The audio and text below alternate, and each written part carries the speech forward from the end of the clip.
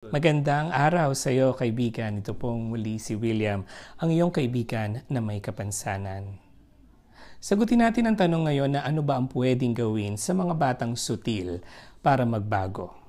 Ito ay aking payo sa inyo mga magulang, mga kapatid o mga kamag-anakan ng mga batang medyo matitigas ang ulo o natatawag ng iba na black sheep. Una, unawain natin o alamin kung saan siya nanggagaling.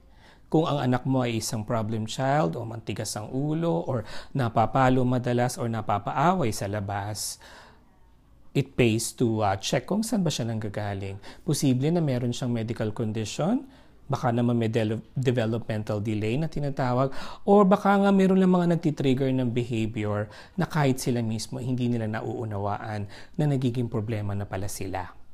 So it pays to get to know the child more or unawain kung ano yung kanyang pinanggagalingan. Baka naman hindi naman siya talaga batang sutil at nangangailangan lamang ng karampatang atensyon.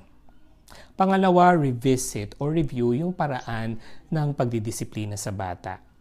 Remember, ang bawat isang anak natin ay ibang-iba ang personalidad.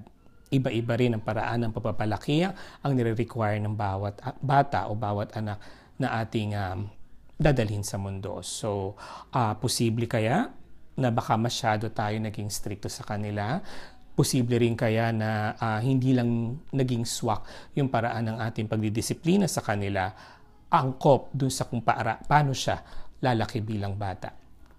Now, importante rin na upuan at pag-usapan ng issue. Hindi basta nakikita mo na lang yung problema, papaluin or papagalitan mo na lang siya. Kasi pwedeng meron nga siyang pinanggagalingan na mas seryosong dahilan kung bakit siya nagkakaganon.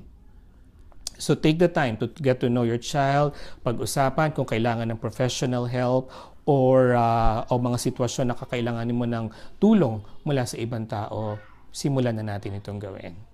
At higit sa lahat, kaibigan, kung ikaw man ay magulang, lakipan natin ito ng dasal. May mga bagay na hindi na natin kayang gawin, pero alam ng Diyos kung anong nararapat. So, lagi mong dasalan, lagi mong wag sukuan, at lagi mong wag laging kaligtaan ng pagdarasal para sa ating mga anak. Hanggang sa muli, kaibigan, ito pong muli si William.